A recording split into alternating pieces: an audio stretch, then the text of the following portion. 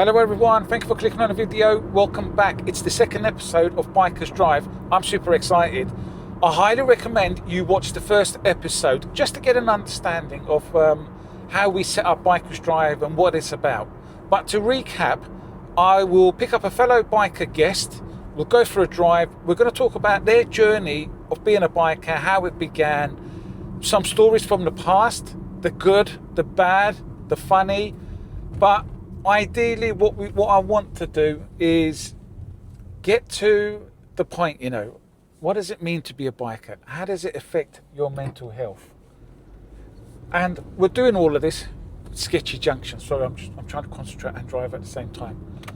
But we're doing this to bring awareness, obviously, of mental health. And we're also supporting a fantastic charity, Mind. They've helped me out in the past. So it's a charity close to my heart. We're also raising money, and I'm doing that through JustGiving. So it's all set up in a really good way. You can your donations, they go through JustGiving and then straight onto Mind. And after every episode, I will also donate as well. So yeah, so I'm on my way to pick up my first guest. We're going to go for a drive. We'll have a coffee at the end. I'll do my donation. But my first guest he's a dear mate of mine. He's a dear mate. When I was coming up with this concept, I had like a list of guests I'd like to have on, and he was there at the top. There's a. Do you know what? It's quite hard to pick your first guest when you're doing something like this.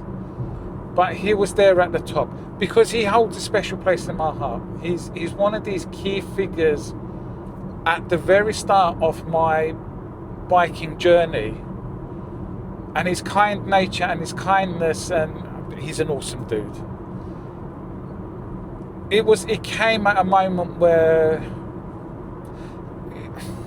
it's hard to explain, but the story is I got my first motorcycle, which was the Harley-Davidson Fat Bob.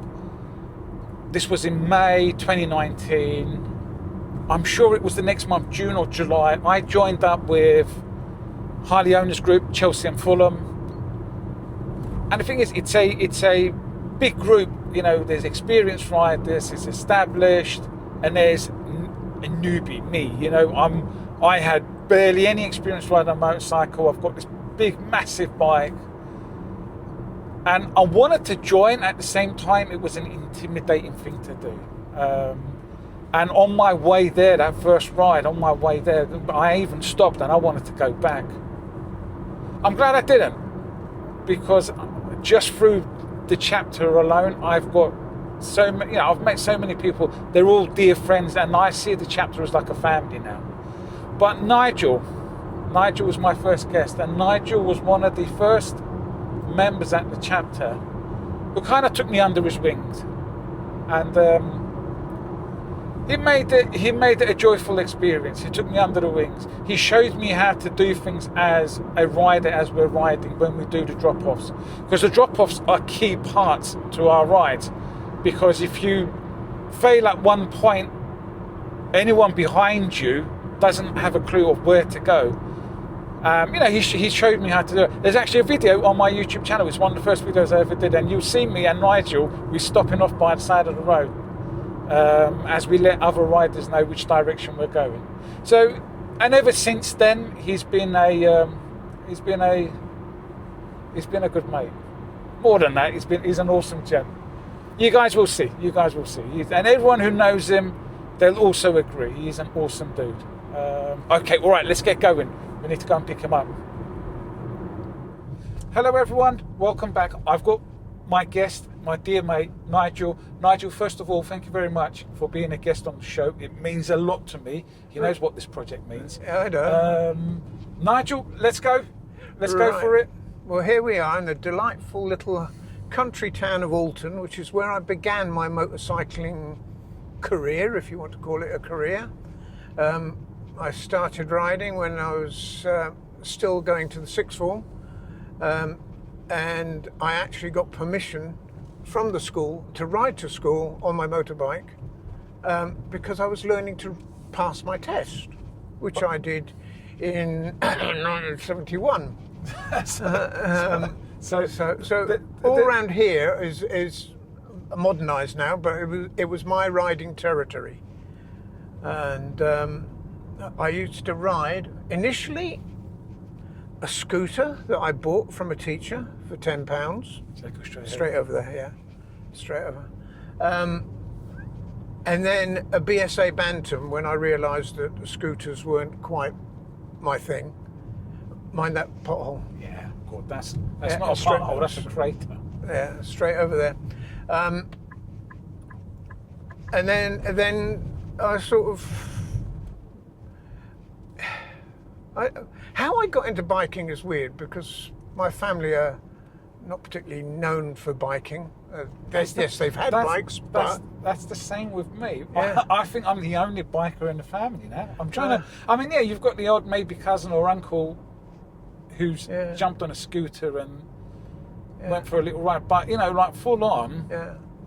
But when we were living here, my mother rented out a garage to one of the local motorcyclists who rebuilt his Triumph 350 there. Okay. And I was interested in it. I was part of the motor club at school. I was interested in him rebuilding his bike. And then... That way, sorry.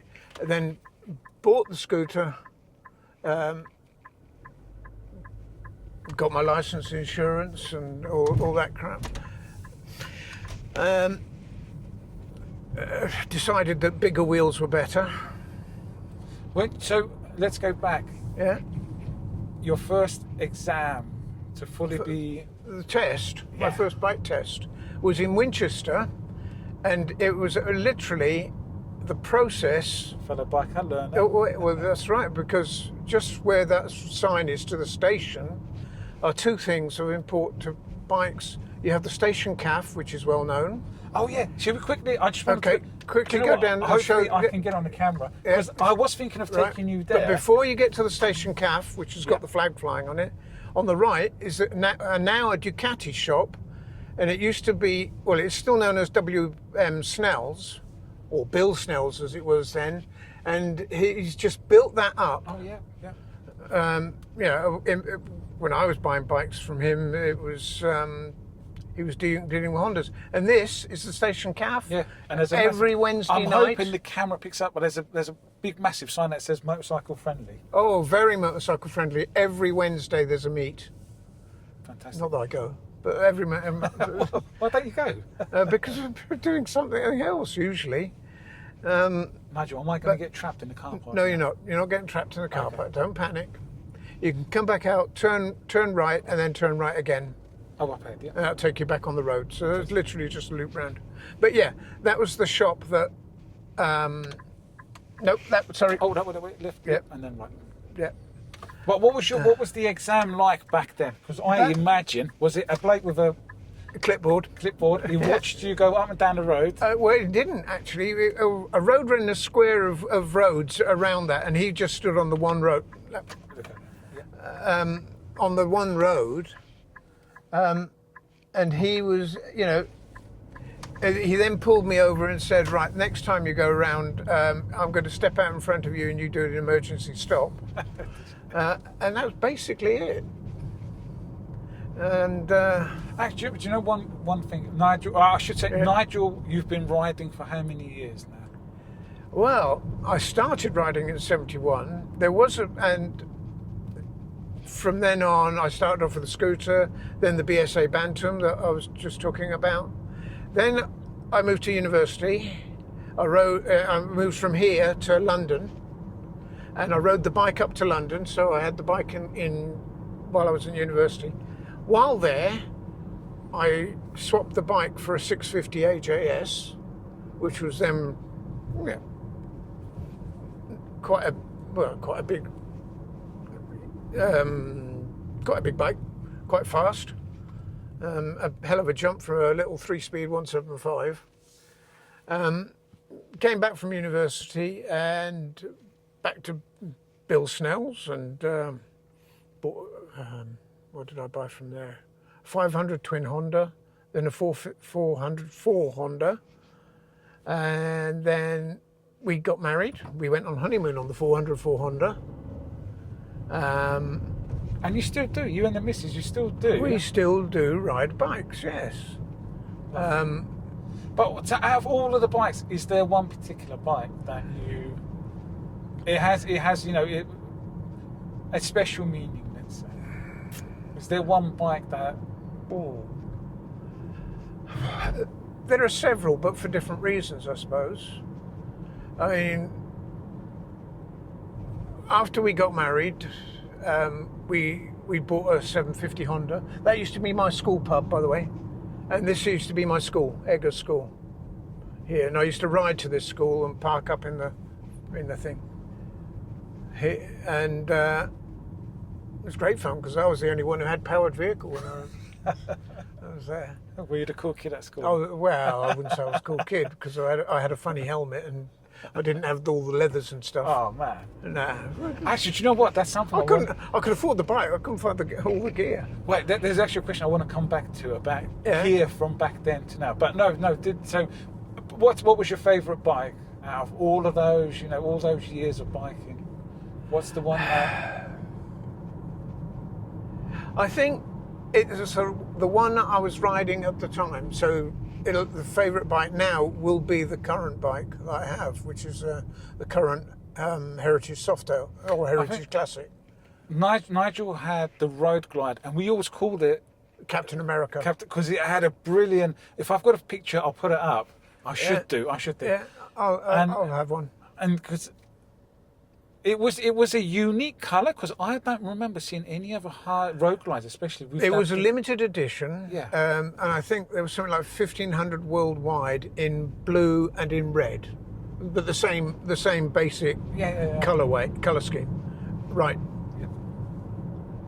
So I like that. That was a fantastic colour. But when Nigel swapped over for the Heritage, I was just telling him that. Yeah. I think he did the right choice. I think it's a perfect bike for him. Well, it was. But he's got his reservations still. Of course I do, because the sheer pleasure and luxury. Yeah, we're going back down. Yep. Straight down. The sheer luxury. Having an onboard radio, onboard sat nav, having the massive great fairing, which meant I was cocooned in a bubble, which the current bike doesn't do because it's only got a little screen. So my head bounces around a bit, but hey, it's a different kind of biking. It was the sensible thing to do. It was a big, heavy bike, and let's be honest, I'm not a young man anymore. No, Nigel's all right. I always say to Nigel, Nigel, we've got many more years of riding to do. Well, I probably have. But no, I do think it's. I've always said the Heritage is one of those understated bikes. It is, and it's my second Heritage, as you well know. Yeah. And the first one was a really enjoyable bike. I did over 14,000 miles on that. It's not the most I've ever done on a bike. I had a 900 Diversion that I did over 30,000 miles on. But let's come on to gear, because you've got a perfect insight. So when you first started off, your everyday motorcycling gear back from the... Oh, right, the gear. And the difference now. Oh, the difference is just out of this world. Because I'm guessing, was it just levers that you? No, well, not straight away. I couldn't afford. I could afford a decent helmet. You want to turn off here? Yep. I bought motorcycle gloves which were leather. They had big cuffs that came everything. But I had fabric jacket that was waterproof, but that was about all you could say about it. And basic leather boots. So no armour in the elbows. Oh God, there was no armour.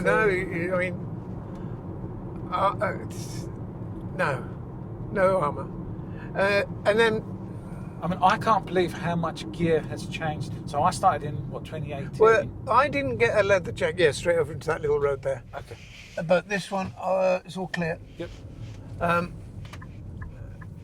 When I came back from university, I sold the 650 AJ. Well, I blew the 658 up, so I Or you bought literally blew it up.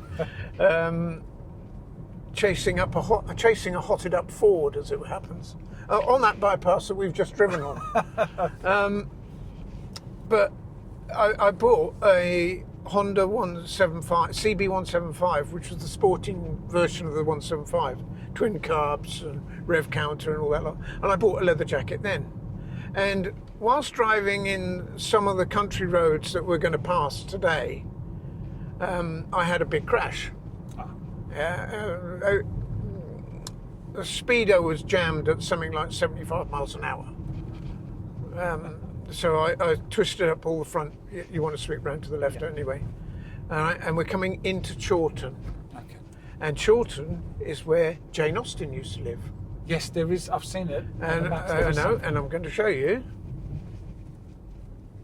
I did say to Nigel, where he resides, it is ideal. This is biker country, isn't it? Well, we're going to come onto one of the biker roads. Tuck in here just for a minute, let them come past. Yeah. Why am I telling you how to drive? Well, no, actually, we're going to come on to Nigel telling me how to ride. I do. I know, but Go on. no, but his experience I value greatly. Oh yeah, it's there. I just see the sign. No, keep going. And that house there is where Jane Austen used to live, and it's now Jane Austen Museum. This one here. Okay. All right. That is a brilliant pub. Absolutely brilliant. I've got to come here during the... You've got to come down here. And down here is Chawton House, which is where I think Jane Austen's brother used to live, and I think Jane Austen may have lived there as well. But my wife's elder brother lived there when he first got married. Okay. Right.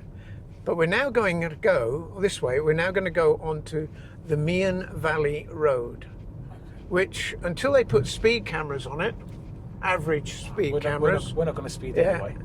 It used to be a really, really good road. That is one of my questions I want to ask. Yeah. In all the years of riding, what's your favourite bit of road? Favourite bit of road? Oh. Well, the Meon Valley Road has been very well ridden and driven. But this, I love this road. My mother lives in Southampton, and I used to come from London when I lived in London. Used to come down to Alton, then cut through down here to go and visit her on my motorbike. I've been meaning to come up this side with the bike, and no, we've got to do that. We have. And if I do it, I'm going to have to do it with you for sure. Yeah, So but we've got to get Shap and Co to do it. Yeah. We'll get there. But this is one. Another of my favourite roads from this area is the Alton to Basingstoke Road. Technical roads in some ways, I suppose, because they have all their twisty bits and their blind spots and what have you. That's what makes it fun, though. But it makes it fun. But they are also quite calming roads. That's what one of my all-time favourite roads is Black Forest in Germany. I've always wanted to go there. Never. Oh, Nigel, if we've got to do that. That's on our bucket list. Mine and yours. We've got to do that together because I'd love to show you that. And exactly what you've just said. It's got a couple of the thing is, it's twisty roads, but they're not difficult twisties. It's nothing like going up the Alps. There's a well-known BMW shop here. Oh yes, I know this one. Barnstormer. Full of bikers. Have a safe ride, everyone. My grandson loves that shop. But he loves wars more. Yeah. No, but Black Forest, it's... you've got... The way that the Germans have set up their roads as well, it's really clear, safe roading, and it is exactly what you've just said. It is calming. So it's not just when we're riding our bike. And that's the thing. Going back to talking about mental health, my riding can be divided into sort of 3 blocks. The first block that I've been talking about now, when I was at school and went to university, then came back and was sort of still single and then newly married and working. Then the children came along, so I had to sell my 750 and get a car. There's always that sacrifice, isn't there? That was a sacrifice that I was prepared to make. I was happy to make. Yeah, of course. Yeah. Then I joined the prison service, which is a stressful job. and I got promoted. So I bought a little Yamaha 125 trailie. Absolutely huge fun to ride, but it was purely to drive from South London to North London and back, and cut through the traffic.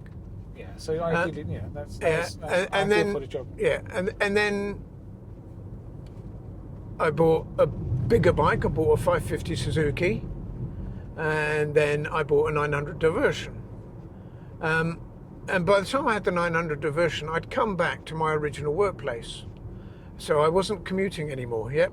Yeah. Got wildlife. Yeah. So I wasn't commuting, and I was starting to ride for pleasure, which is the third section of my riding, the current section. I mean, that's what I want to come on to. You've got a wealth of experience riding. I have, but and it surely there has, like, the key question is, Nigel, how does riding affect your mental health? Well, this is what we're about. Isn't That's it. With the second phase initially was purely about getting to and from a stressful job, and it was stressful cutting through London traffic. Always is, always has been.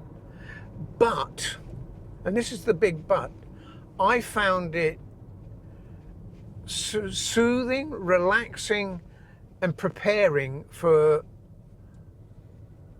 a stressful day working in a really big London high-profile jail, and then coming back after 8 to 12 hours of work there, sometimes having seen some very unpleasant things, and get on the motorbike.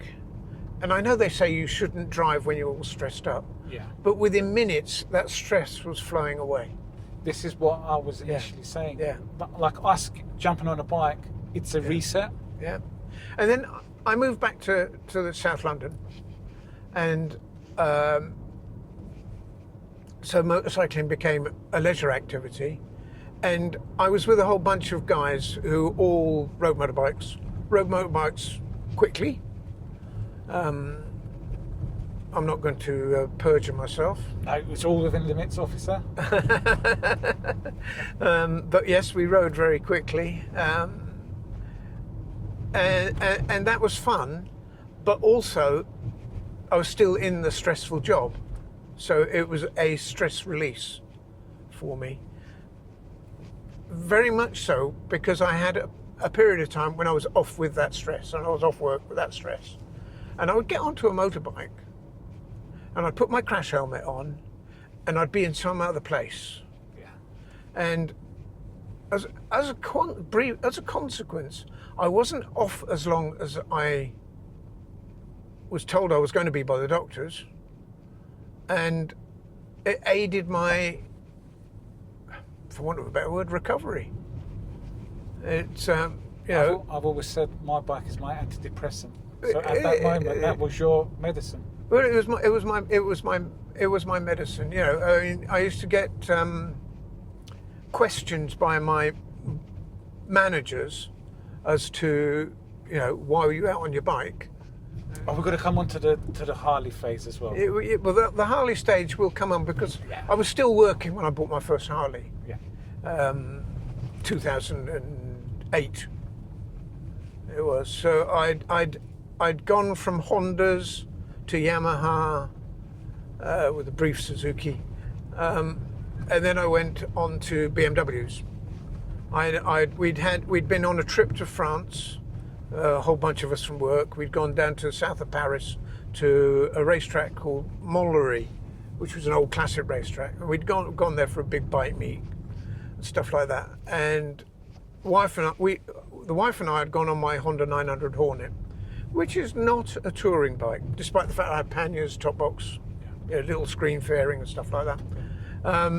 And I came back, and we came to the conclusion that really I needed to look at a touring bike. So I went to what was then BMW South Caterham, and got on really well with the salesman there. And he let me have a go on a Beamer, one of the RTs, 1150 RT. Dynamically, I can't fault it. Couldn't fault it. But I've always thought they're a bit too sterile, aren't they? That's what I was going to come to. Like when you're sitting on a Harley, I mean, it's a cliche, you know, what we get told sometimes about a Harley. But once you've ridden it, you get that buzz. You do. And funnily enough, I was actually going to come to that because I went through the BMWs. Go that way if you want. Okay. I went through the BMWs, and I got a 1200 GS, which is one of my all-time favourite bikes. Yeah, that's another bike. Like it's the Swiss Army of all bikes, I think. But it was so good at doing everything. That's it. And it also had what a lot of other BMWs didn't have. It had a little bit of character about it. That's it. Yeah. Right. And it was. I remember once we went the shop. This same shop that I bought several other bikes from. We went on a trip down to the south coast, and I can remember there was something like six to eight GSs and a few other BMWs. And we were coming down to the roundabout that takes us onto the A272 towards Winchester, and we were coming down to that roundabout and peeling off, and it was like German fighter bombers all peeling off, and the sound was pretty damn good too. Not as good as a Harley, but it was pretty damn good. But eventually that BM became too uncomfortable for me because it was so tall. Okay. Yeah, my hips were getting a bit stiff and whatever. I went down to Wars and I had a nice chat with the salesman there called Tarquin. He was a really nice bloke, and he said, "Well, why don't you take this Sportster custom out?" Because I said, "Look, if I was buying something, I'd want something like a Road King or slightly smaller than a Road King." Yeah. So he said, "Take this 883 custom out," and I took it out for about 2 hours, and I was riding around roads around London and stuff like that, and Croydon and wherever.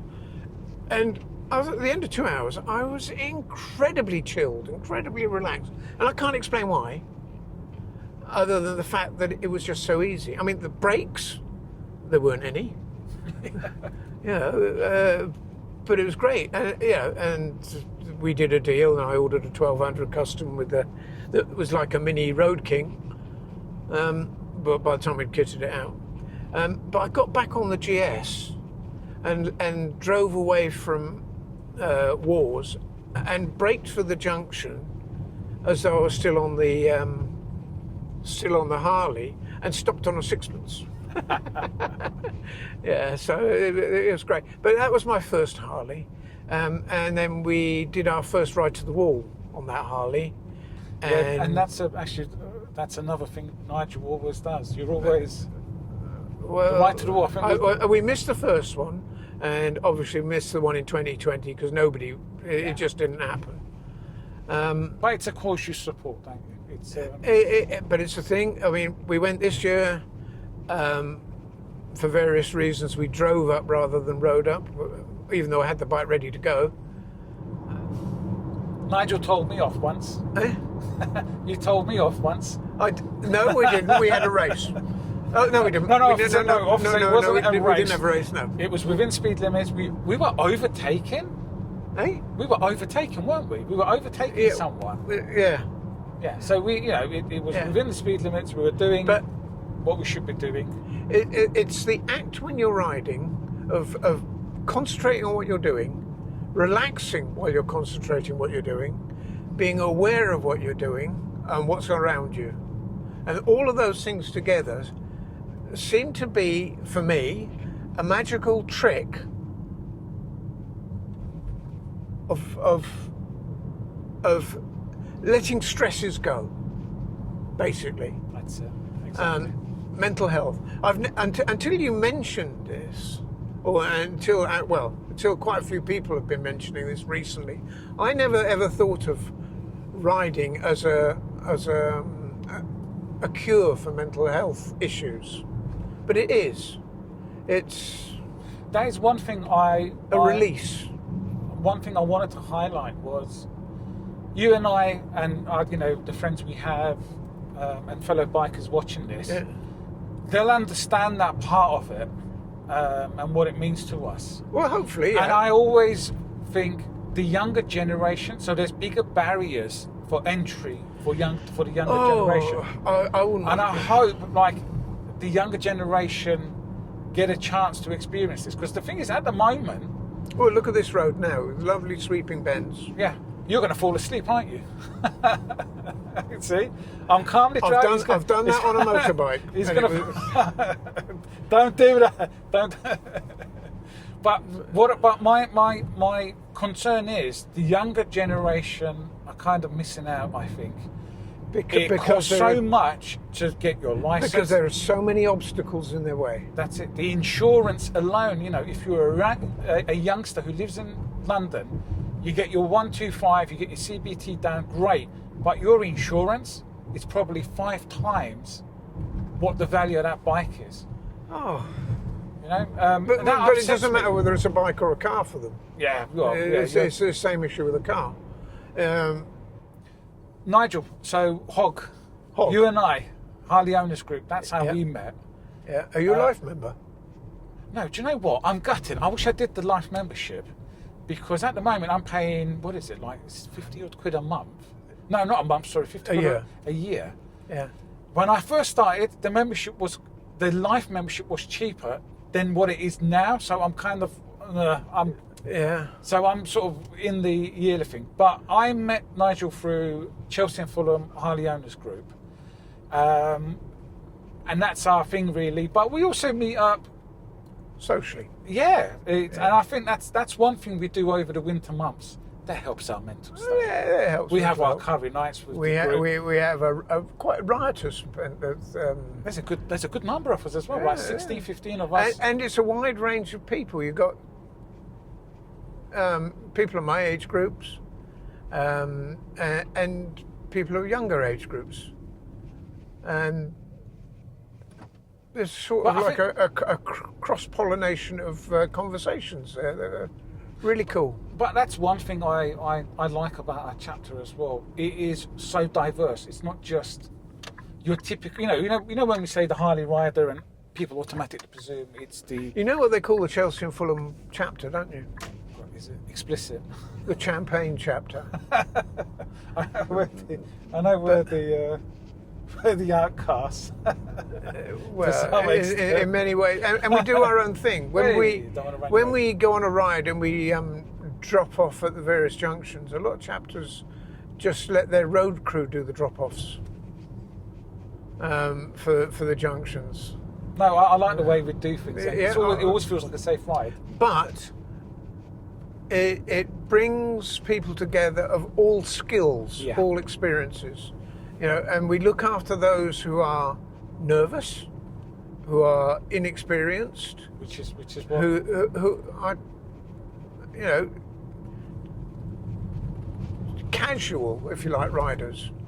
And that's one thing I was grateful for when I approached the chapter and Nigel sort of showed me the ropes, as it were. I did, because if I remember rightly, I showed you how to do the drop-offs and how to. Yeah. I was saying earlier, I've got that video is on my on my YouTube channel. It's one of the first videos I ever did. Really? So you're on there, yeah. Wow. But I always think it's on us, the more experienced riders, when in that group setup.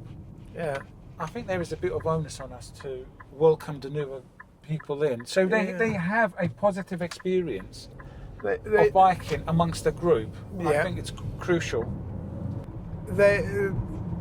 There's a strict routine when we're doing a ride brief, in that we will explain A, who the ride leaders are, B, where we're going, and C, how we're going to be disciplined, and it's a disciplined ride, how we're going to actually get there, what we have to look out for, how we have place ourselves on the road.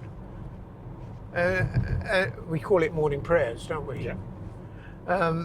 And we always ask, is there a rider amongst us who hasn't ridden with us?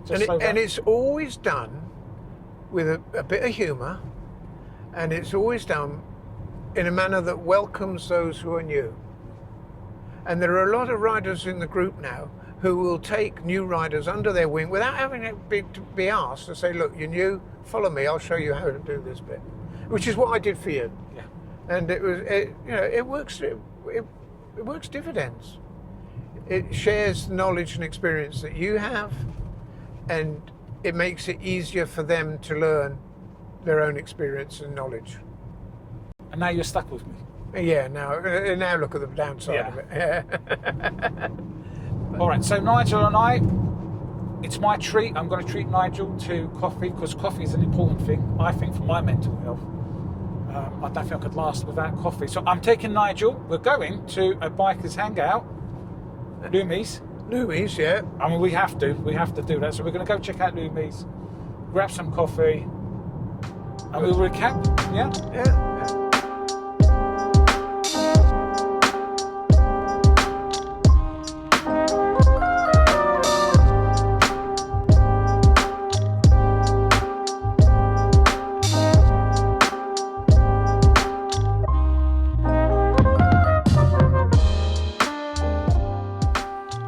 All right, let's recap. We've just had a lovely lunch at Lommies. A big thank you to this awesome gentleman.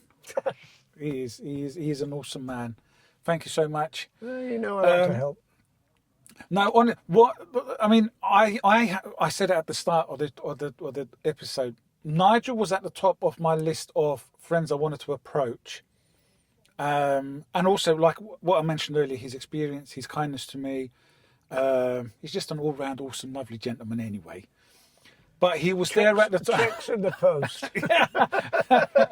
But he was at the top. But when when I sent this out in the group post, I was like, guys, I'm doing this project. Nigel was one of the first ones straight away to message and go, mate, I'm there to help you out. And I'm grateful. Well, thank you. But that's what I mean. That's what I do. I am grateful. Thank you. It means a lot to have you. Don't think that it makes you special. A little bit. No, thank you, Nigel. That's all but right, mate. no, I wanted to quickly recap, because Nigel hit a couple of really good points on mental health. You had a really stressful job, I did. and you took time off, and your medicine, as it were, Was motorcycling, without a doubt. It was my escape. It was my medicine. And it helped me recover and be the awesome guy that you say I am. but anyone watching this who is a biker, I I know they'll connect and understand that.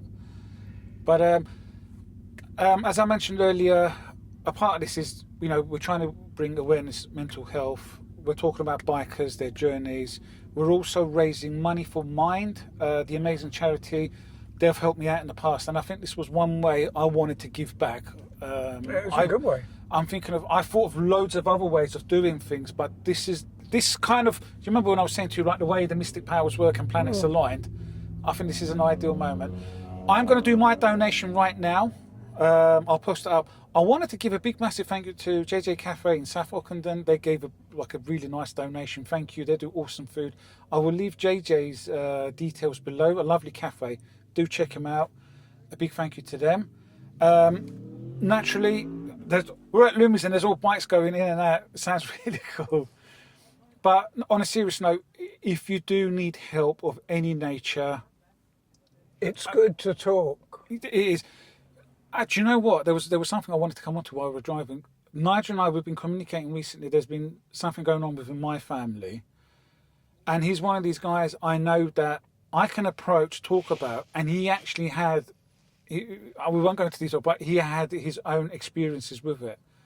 And that was just nice for me to speak to him telling me about what his experience was, but him just replying back. Yeah. Do you want another funny story happened this morning? That my eldest son rang me just to see how yesterday went, which was really nice of him. It was Nigel's birthday yesterday. Right, thank you. Yeah, but it was really nice of him to ring. And one of the questions he said, well, what are you going to do now? So I said, well, I'm going to meet up with Ty and we're going to talk about motorcycling and mental health. And his first statement was, "Are you all right?" No, He genuinely said, "Are you all right?" And I had to convince him that there was nothing wrong and that we were talking about my experiences and what I went through.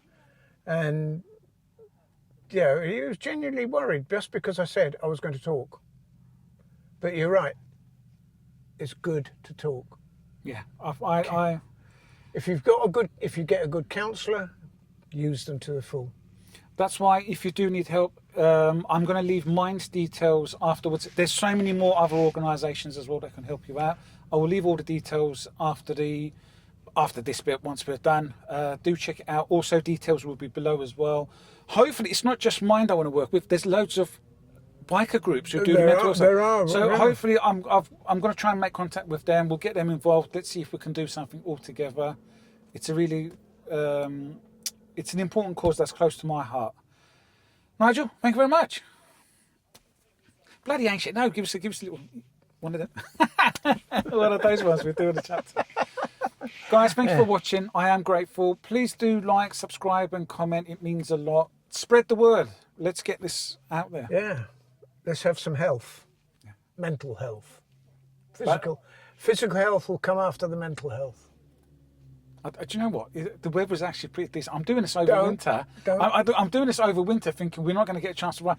Lommies is pretty much packed. We could have gone for a nice little ride. Could have done. Yeah. Could have done. We couldn't have talked though. No, that's why we're in this nice little environment we've got. This car. Yeah. We've got good lighting. Yeah. That's important. Mics are on. Yeah. I can do that lighting for you. Guys, thank you. Next time. Nigel, anything else you want to add? I can't think of anything else. It's just good to talk. Thank you. Good to talk. It's important to talk.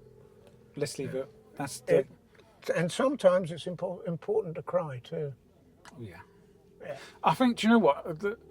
Where we have that tough biker image, we're all human beings at the end. I can't think of anything more fragile than a human being.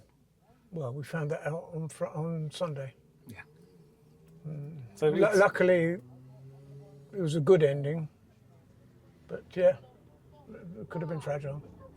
It's okay to cry, I guess. Yeah. Guys, thank you. Nigel, thank you as well. Yeah. No problem. Until the next one. Until the next one. You take care.